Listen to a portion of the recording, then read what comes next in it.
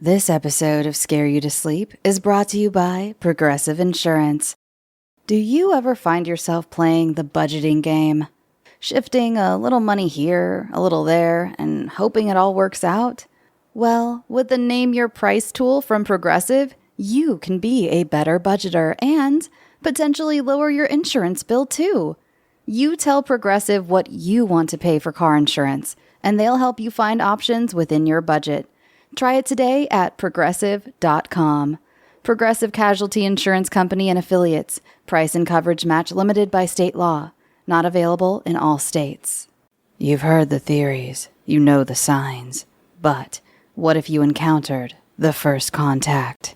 On October 31st, Focus Features presents Begonia, the new film directed by Yorgos Lanthimos. Two conspiracy theorists are convinced that a high-powered CEO isn't just running a corporation. She's behind an elaborate operation to end the planet. Critics and audiences around the world are buzzing about Begonia. It's wild, bloody, and brilliant, and a big screen spectacle. Jesse Plemons is an absolute force of nature, and Emma Stone proves why she's one of the finest actors of her generation. The closer they get to the truth, the stranger it becomes. From Yorgos Lanthimos, director of Poor Things and The Favorite, comes the most provocative movie of the year. Emma Stone and Jesse Plemons star in Begonia. Rated R, under 17, not admitted without parent. In select theaters October 24th. In theaters everywhere October 31st. Today's episode is sponsored by I Know What You Did Last Summer. Get it now on digital. When 5 friends inadvertently cause a deadly car accident, they cover up their involvement and make a pact to keep it a secret, rather than face the consequences. A year later, their past comes back to haunt them, and they're forced to confront a horrifying truth. Someone knows what they did last summer and is hell-bent on revenge. As one by one, the friends are stalked by a killer, they discover this happened before, so they turn to 2 survivors of the legendary Southport Massacre of 1997 for help. Starring Madeline Klein, Chase Sue Wonders, Jonah Hauer-King with Freddie Prinze Jr. and Jennifer Love Hewitt. I Know What You Did Last Summer is a perfect summer slasher, says Jordan Cruciolo of NPR. Your summer is not over yet. Don't miss a killer movie night at home.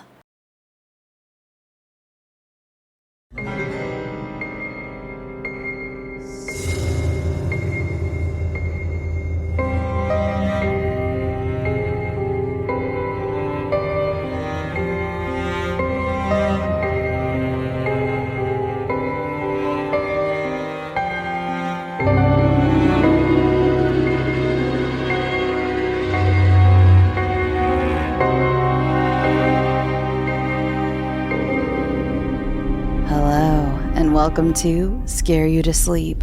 I'm your host, Shelby Novak, and I'm here to read you a bedtime story. For those who are new here, please go back and listen to both Araceli and Araceli Chapter 2 before listening to this episode. This is my only overarching story I have on this show, and she had to take a 2-year hiatus, but oh my friend, she's finally back. There will be no post-ramble. I just want to let you drift off with the end of the story. So I won't make you wait any longer. Here is Araceli, Chapter 3.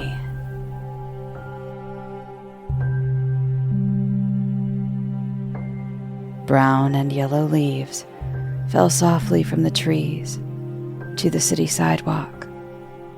Araceli sat in an overstuffed chair, facing out the window, her lap covered in a blanket. A TV tray had been placed next to the chair.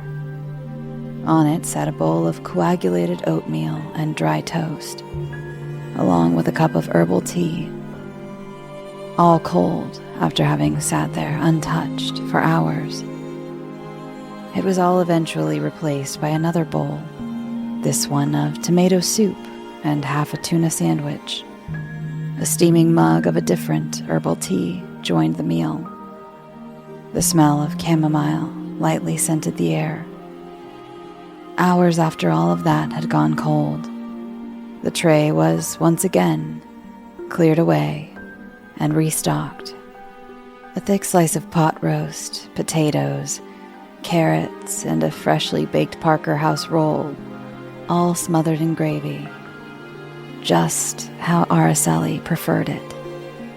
Whispers from the hall drifted into the room. They wafted around her head like the steam from the third cup of tea that had been placed on the tray. This one smelled of peppermint. "We can't just let her fester away in there." Stella's usual silken voice was rough with worry.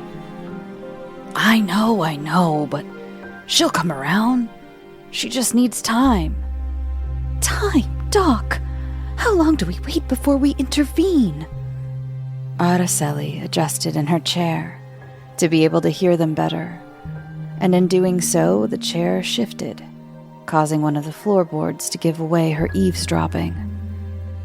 "We better move this conversation downstairs," she heard Doc say.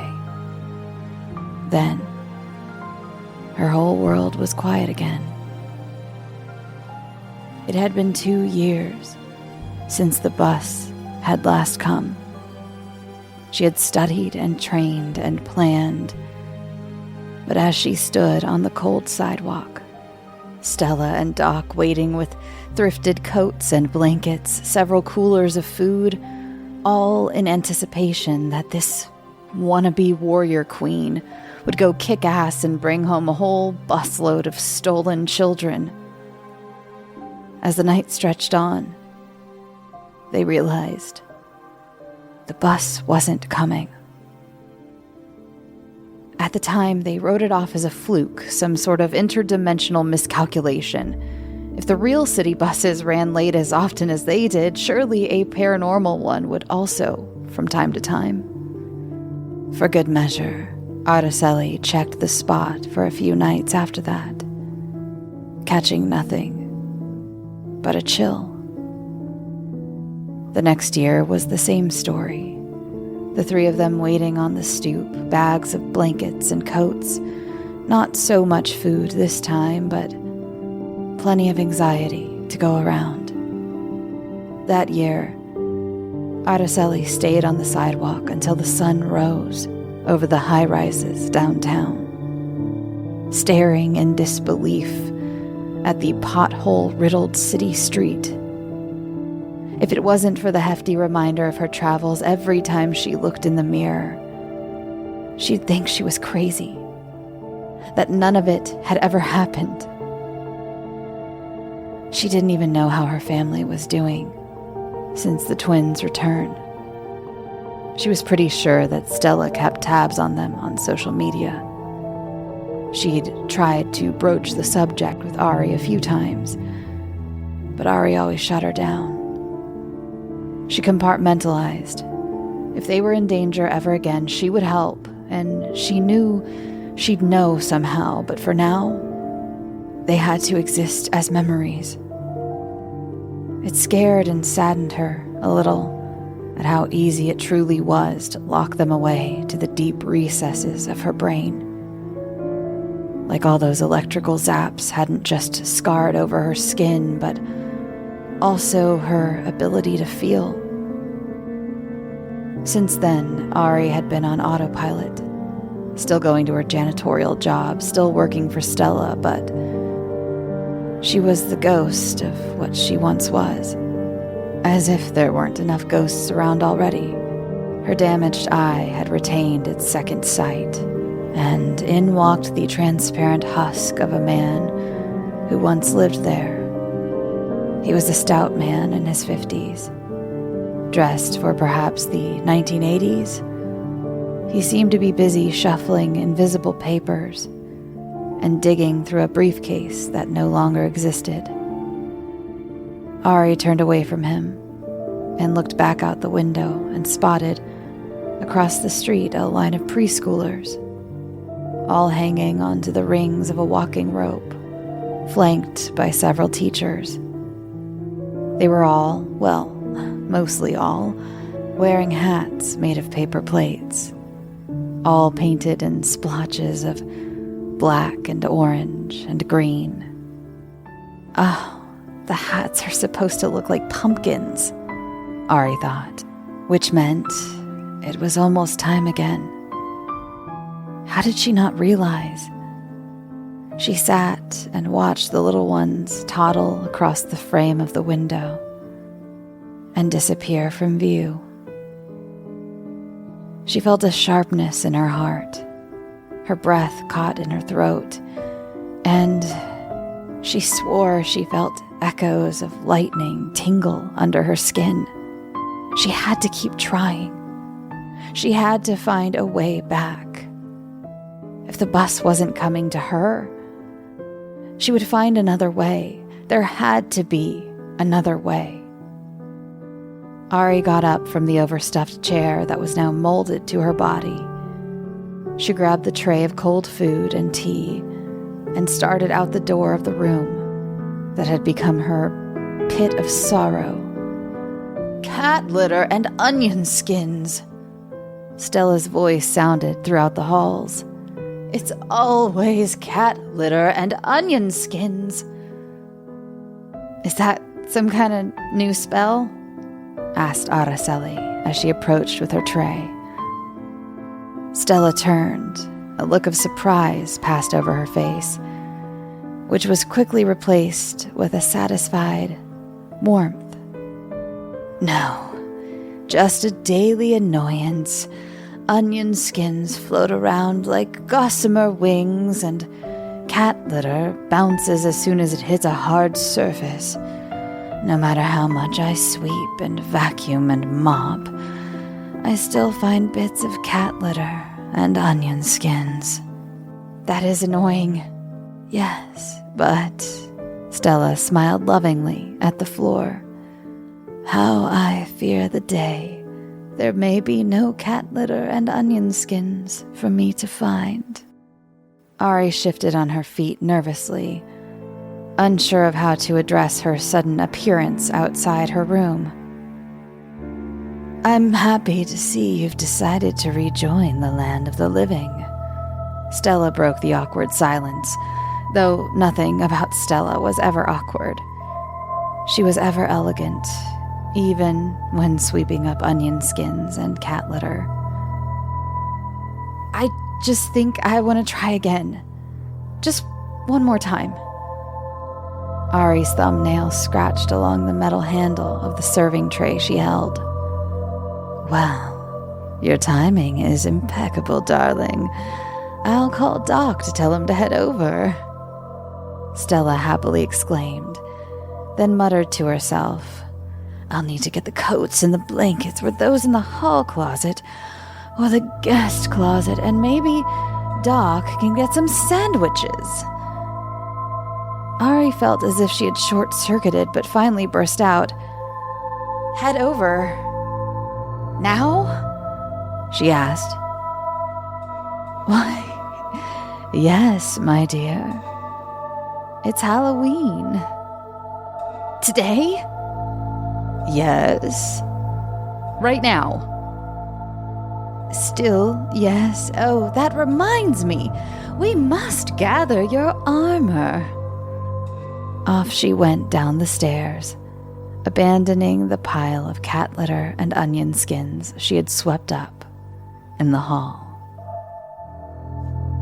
Doc hadn't stopped smiling and patting Ari on the back since he had gotten to Stella's. That was after the long, grandfatherly hug she had received as soon as he stepped in the door. I was afraid we lost you in there, kid, he said. I was just in one of Stella's guest rooms, she replied. No, here, he said, and tapped a calloused index finger on the top of her head. And that's one of the hardest places to get out of. I'm just glad you made it back. I am too. He cut her off. Don't even think about apologizing. Now, help me with this cooler. They made their way to the old stoop as the sun set, iron rings, vials of St. John's wort and salt, a pouch containing a donut they picked up on the way there. There was no time to make their own leavened bread, so this would have to do. And chainmail were all assembled on top of Ari's now weakened frame. I don't remember all this shit being so heavy, she whined. That's what happens when young ladies don't eat their dinner. They're not as prepared to battle monsters, Stella lovingly chided. There they sat as the last rays of the sun dipped behind the tall buildings, the sounds of Halloween merriments echoing around them. But the street they sat on, somehow quiet and empty. It isn't coming, announced Ari after some time had passed. Oh, now let's not give up too quick, Doc began, a tinge of concern in his voice. Don't worry, Doc. I won't go all weird again, but I think maybe I reached the end of the road. Maybe all I was meant to do was get the twins back, and now the universe, or whatever is in charge, has rescinded my bus pass. Why don't I make us some hot chocolate and we can pass out candy? Kids love to come by the shop to trick or treat, suggested Stella. I think that sounds like a very nice evening. What do you say, Ari? Asked Doc. Yeah, that would be great. Maybe we can watch a horror movie. Yes, but not one of your ultra bloody ones. I want to see something about a haunted house, Stella said, putting her arm over Ari's shoulder as they walked back up the block. I've always been partial to Abbott and Costello meet Frankenstein myself, suggested Doc. As they discussed what the flick of the night would be, a fog began to move in around them. Soon they realized they'd found themselves back at the stoop of Araceli's old apartment. Guys, how did we get back here? Did we make several turns at some point? Asked Ari. No, we've just been going straight. Stella sounded just as confused. Well, kid, I don't think your bus pass got revoked. I think it just got transferred, said Doc, looking off into the distance. Ari and Stella followed his gaze and were stunned to see, materializing out of the fog, was a horse-drawn carriage, a phantom carriage, for there was no coachman. It was driven by two large black Dutch draft horses, their heavy hooves somehow making no sound, though it looked like they should be followed by a funeral dirge. The large black carriage slowed to a stop in front of them. The door opened as if by an invisible footman. The inside was a black void from the street where they looked in. What do you think, hon? Asked Stella. She sounded frightened. This was no brightly lit paranormal bus. This looked like an omen of death, like something that was taking you straight to the underworld. Yeah, kid. I don't know about this one. Doc rubbed his arms, as if he had just been overcome with a chill. They all had. Stella pulled her pashmina tightly around her shoulders, and Ari felt her arms prickle with a million tiny goosebumps. The fog began to close in. It smelled like chamomile, and was so thick they could feel it enveloping them, laying across them like a blanket. It plastered their hair to their faces and weighed down their clothing. I have to, said Ari after a moment. You don't have to do anything, said Stella sleepily, placing a hand on Araceli's shoulder. No, I do. I can feel it. I need to go. It's going to be okay. I promise. Araceli didn't even turn toward her friends until she got to the gaping void that was the entrance to the carriage.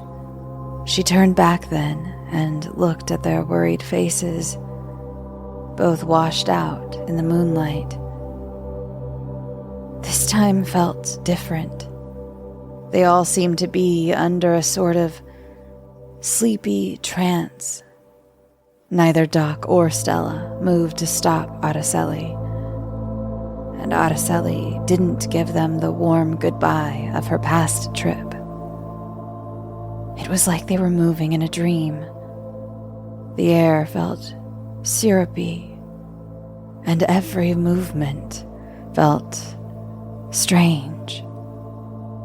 Araceli entered the carriage, not knowing what lay inside.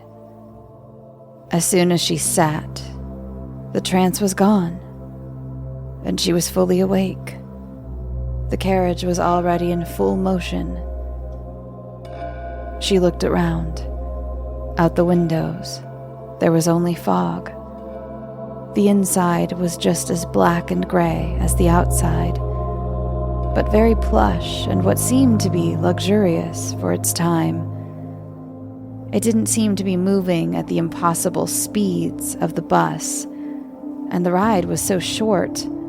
Ari was sure they hadn't even gone a city block before it stopped again.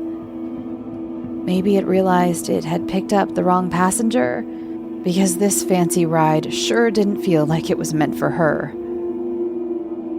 The door slowly opened, and she moved to get out, ready to have a laugh with Doc and Stella about these mysterious modes of transportation and how they run worse than the city public transpo. But as she poked her head out the door, she almost smacked foreheads with another woman. "I beg your pardon," said the woman, almost falling backwards off the carriage step. Ari quickly sat back and apologized. "I am so sorry, lady. I thought this was..."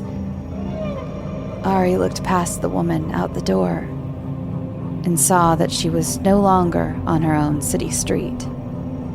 It was lit with gas lamps, which didn't provide much light at all. The smell was different, like there was water nearby. But this wasn't the mystical land she had seen before. This felt more real. As Araceli opened her mouth to ask the woman where they were, the woman spoke first. "You must be Araceli." It was dark in the carriage, but Araceli could make out a woman in her 40s, dressed like she was from the 1800s, though she wasn't very good at placing time periods. "Yeah, I am, and you are?"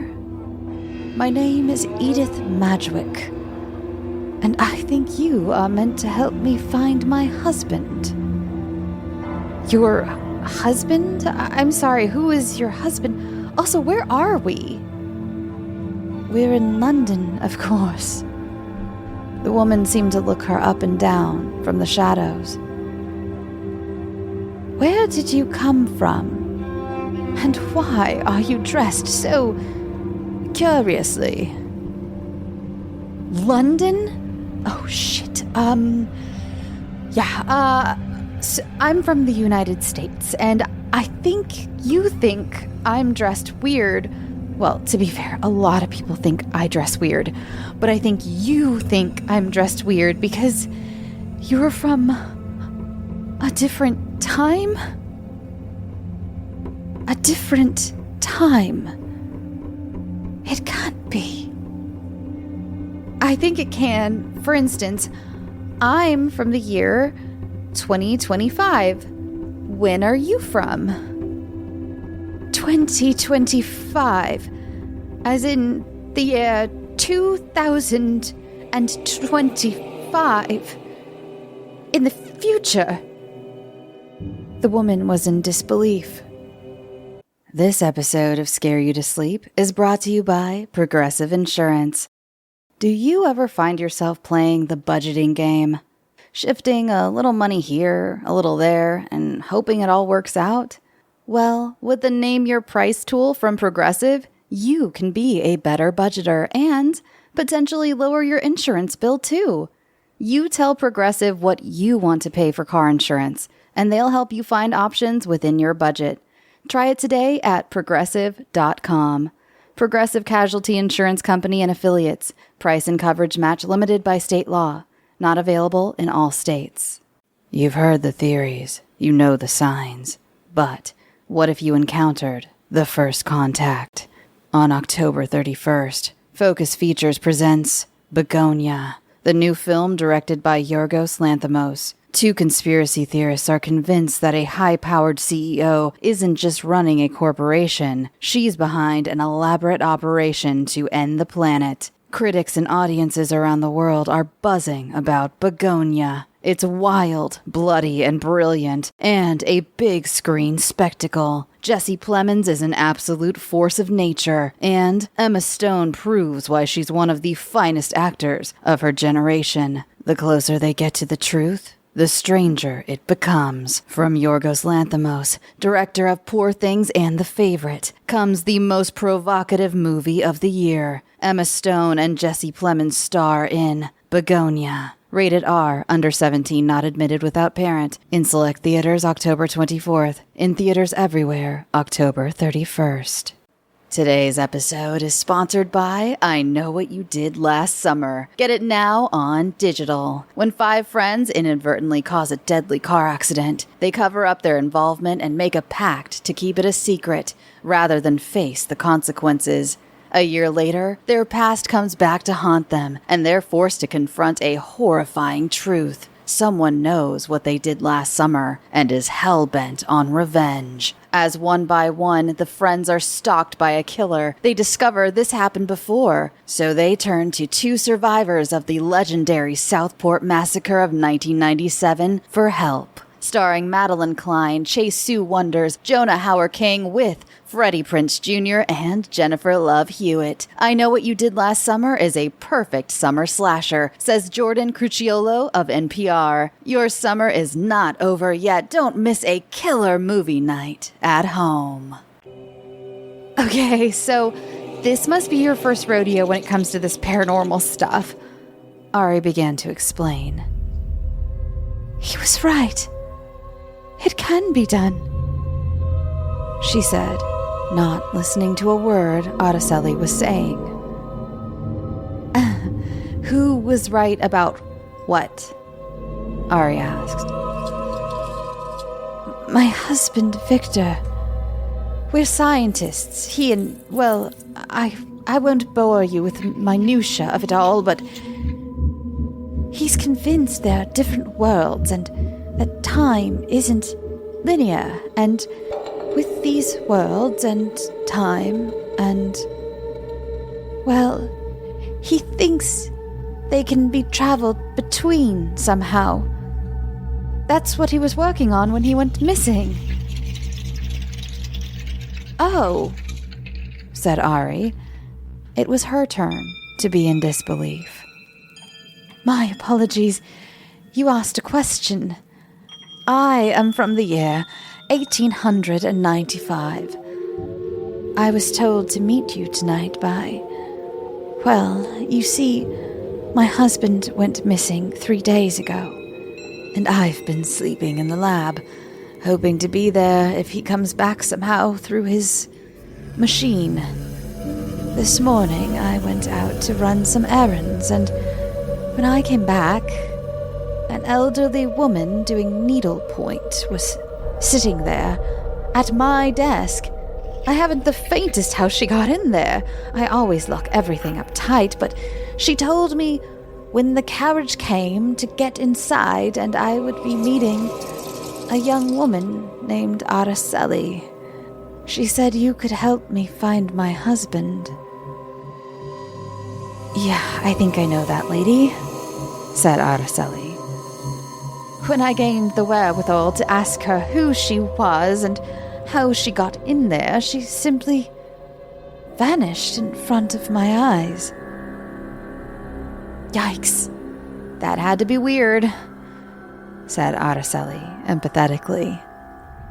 I'm sorry. You're from the future, and you don't seem to be all that surprised by my story. Is this sort of travel in regular use in your time? Do people frequently go to and fro throughout time? Oh, no, not at all. I'm sort of an unusual case. I won't go so far as to say I'm the only one, but I'm the only one of me I've ever met. In fact, you're the only other person who's seen the mysterious old lady that I know of. But the more I go on these weird trips, the more I'm pretty sure that I can't be the only one. The carriage moved along in the dark, now away from the gas lamps of old London. I don't understand, said Edith. It's a long story, but tell me more about your husband. Where do you think he went? Where was he trying to go? Don't you know? No, how would I know? Well, where do you have this carriage going?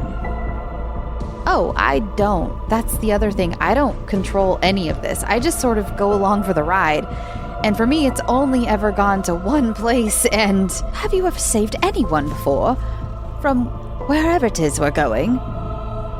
Yes, I have. Well then, that's reassuring at least. And where is it that you go? That's the thing. The place I go usually only has children in it. Children? Yes. Children that are taken by... Well, I guess you'd have heard of the Fae? I guess they're a type of Fae, according to my friend who knows more about all this stuff than I do. For some sort of traveler to other worlds and savior of lost souls. You don't seem to know much, Edith said, with annoyance. And you don't seem to be that sad about your husband missing, so I guess we both got our things, huh? Araceli snapped back. She immediately regretted it and began to apologize. I'm sorry, I shouldn't have... No need to apologize. Warmth isn't one of my strong suits. I assure you. I have been bereft without my husband, but, well, stiff upper lip and all that. Falling apart in the company of strangers does no one any good. Oh, the carriage seems to be stopping. We must be here. Sure enough, the carriage came to a halt, and the door opened. Before we go out there, Edith, you have to know, please don't touch anyone or anything. If Victor is in there, he may not act like Victor. And if he won't come with us, we have to force him, like physically.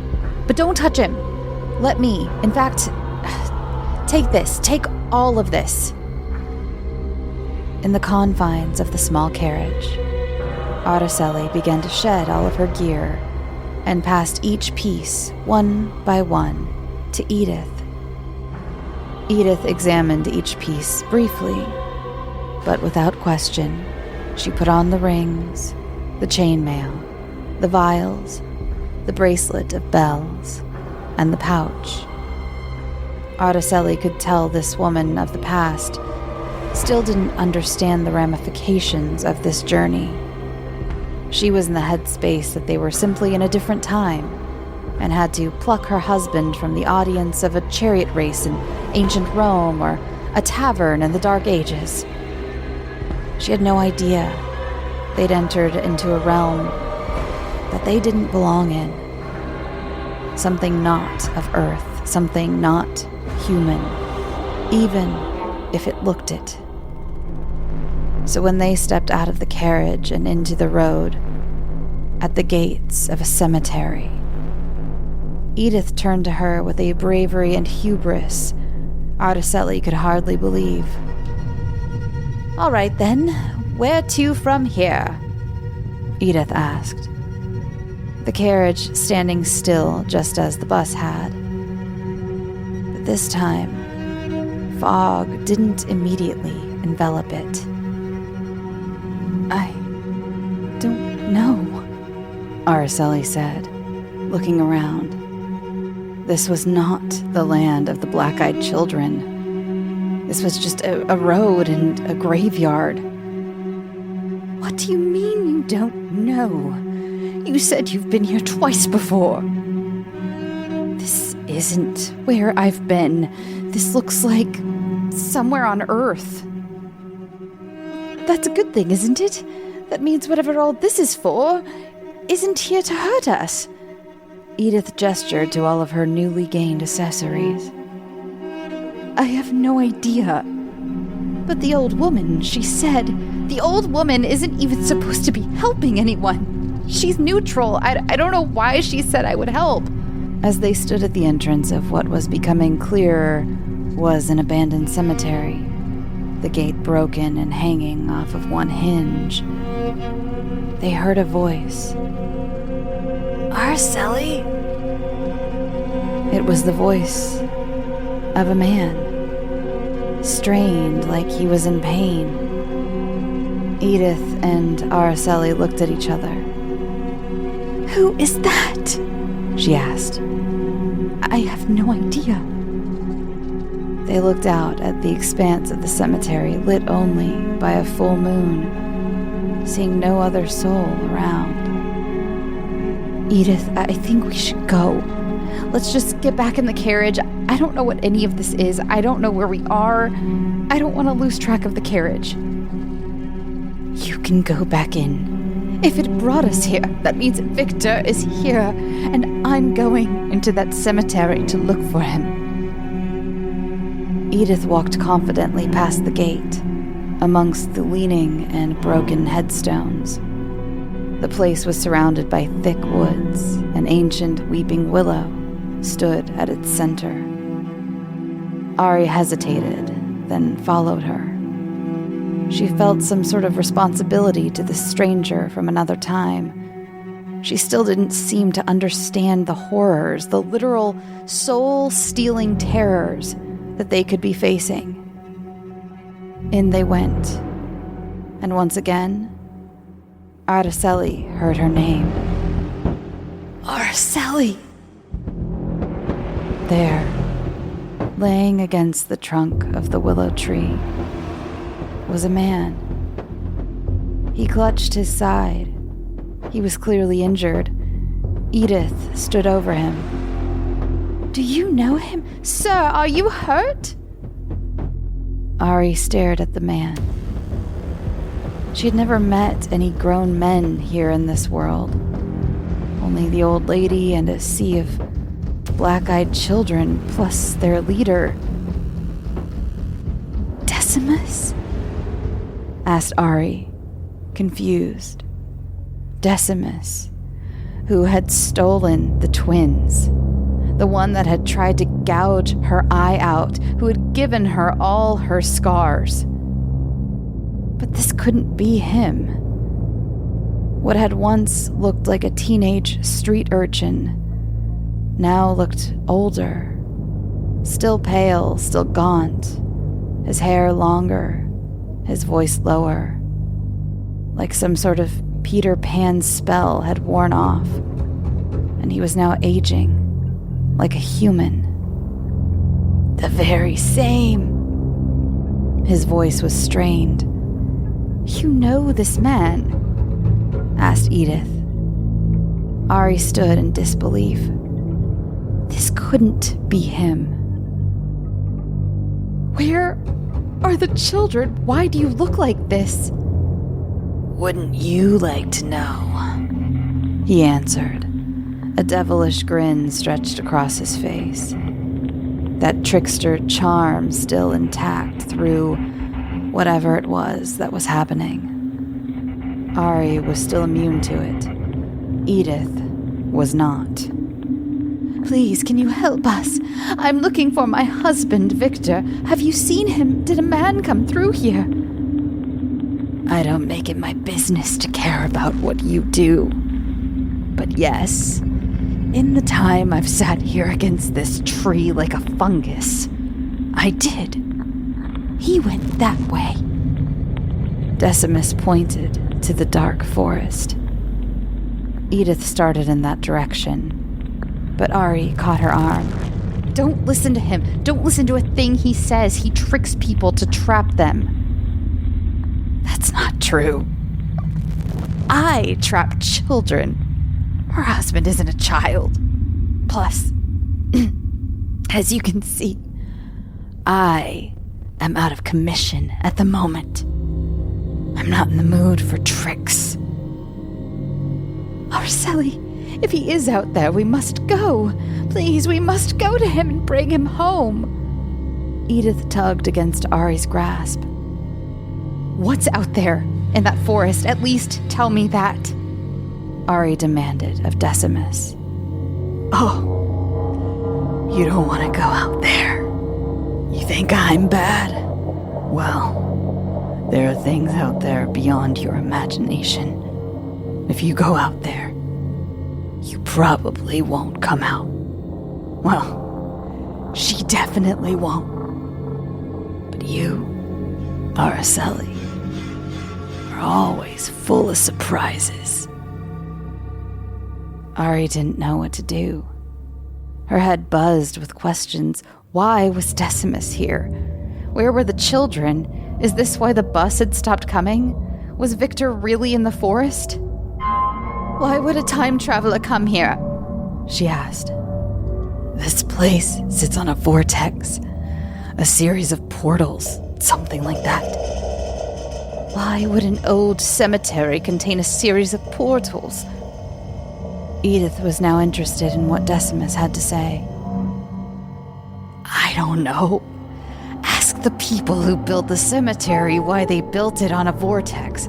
Araceli, your friend is boring. Maybe you should let her run off into the woods. You wicked fiend, you... Edith began to lay into Decimus, but he ignored her. Did that eye I busted come in handy in your world? In a way, you could say, I've shown you things you never thought possible. You should really be thanking me. He was addressing Araceli, but he never took his eyes off Edith. He watched her with dark amusement.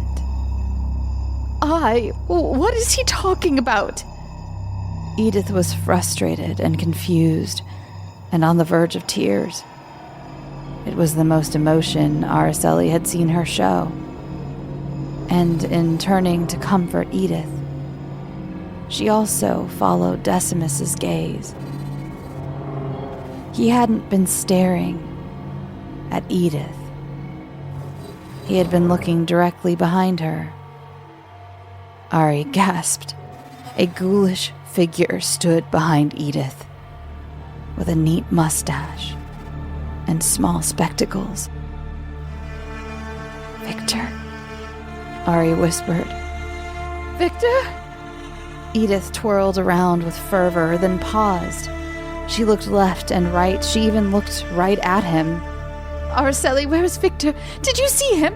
Did he go into the woods? We must go after him. Edith, Victor stood staring at Edith. He was frightening, much more so than any spirit she had seen. What had happened to him here? She asked herself. But she knew this wasn't the time for questions if they didn't want to end up like him. I know where Victor is now. We need to get back to the carriage. Where is he? Tell me. I can't explain it here, but we need to get back now. I promise I'll tell you once we're in the carriage, and you won't find him here. Edith looked from Ari to Decimus, then around her. Some sort of primordial instinct took over, and she turned white as a sheet. Yes, we must get back to the carriage. This place is dangerous. She was on the verge of a breakdown. Ari wrapped her arms around her and began to guide her away, but she couldn't help herself. She turned back to the thing that looked like a wounded young man against the weeping willow and asked, "What happened? Why are you here?" "Not all is for you to know." "Araceli!" Edith tugged on her arm, but Ari insisted on asking him, "Where are all the children?" "Where they always have been. If you ever want to see them again, you should go." When he said that, Araceli became very aware of the encroaching shadows. The cemetery looked a fraction of the size it did before, like a solid wall of pitch-black night was closing in on them. "This isn't over. I'll find a way to get them." What did your Shakespeare once say? "Where shall we three meet again in thunder, lightning, or in rain? When the hurly-burly's done, when the battle's lost and won. Goodbye for now, Araceli." With that, they ran back to the carriage. It opened its door and took off as soon as they were inside. "Where is he? Where is Victor? You said you knew. Are we going there now?" Edith asked, her eyes desperate. They searched Ari's face for answers. "You're a woman of science, so I will be straightforward with you. Victor is dead." "What? No. It can't be. He's just missing." "No, I'm sorry, Edith, back there. That man mentioned my eye. You've been very polite, but you can't deny you haven't noticed all of this." Araceli gestured to her scars, her muddy gray eye that didn't match the other brown one, the white streaks in her black hair. "I don't," Edith began. "Understand, I know. Look, he did this to me. That man is why I look like this, and whatever he did to me last time, he gave me the ability to see things. Not things, people. I can see the spirits of the dead. I saw Victor back there. He was standing right behind you, and you couldn't see him. I'm sorry, Edith." The carriage ride was once again alarmingly short, and they had already arrived back in London. Edith rose from her seat and was halfway out the door before she turned back to Ari and spoke. "Time isn't linear. I know that for certain now. I will keep going. With his research, I mean, I will make his machine work again, and I'll find him. I will find him before he dies, and I will stop it. I don't know if that's how..." But it was Edith's turn to cut Araceli off. "It works, I know. But I will find out. Maybe we'll meet again, you and I, in another time and another place." And Edith exited the carriage without another word. When Araceli got back, Doc and Stella were full of questions.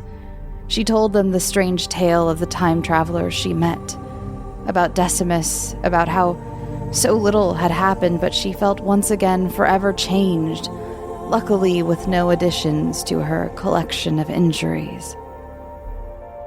Araceli's sleep was restless and full of nightmares that night.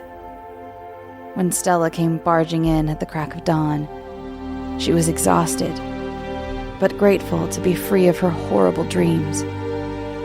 I couldn't sleep, so I pored over my book collection and I found this. It's something I've never read before, I've never seen before. It's a book about metaphysics that was printed in 1905, and all the research in it is because of the notes left behind by Edith and Victor Madgwick. Look here, he mysteriously disappeared in 1895, but she continued his research and claimed to have made many breakthroughs in time travel, but no one believed her. But here, look, in 1897, she also disappeared. She was never seen or heard from again. She got lost out there, looking for Victor. That's horrifying and so sad. Why do you look so excited? It is very awful. I'm so sorry. But because she went missing. This colleague of theirs printed up all of their notes. I think with this, we have our answers. And after I'm done with this, you won't need to wait for any stupid bus or creepy carriage. You won't even need to wait for Halloween. Thanks to these two insane geniuses, we can get you back there. And I could even go with you. Stella, was all Ari could say in disbelief. Go get some rest. We have a lot of work to do, and so many adventures to go on.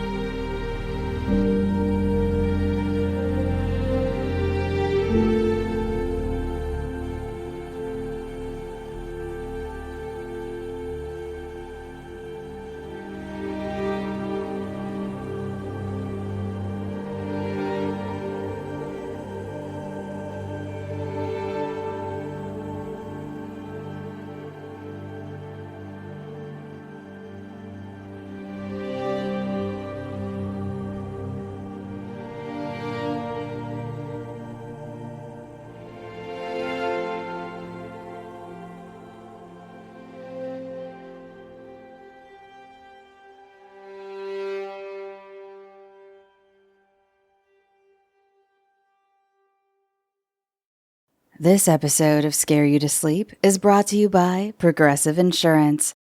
Do you ever find yourself playing the budgeting game?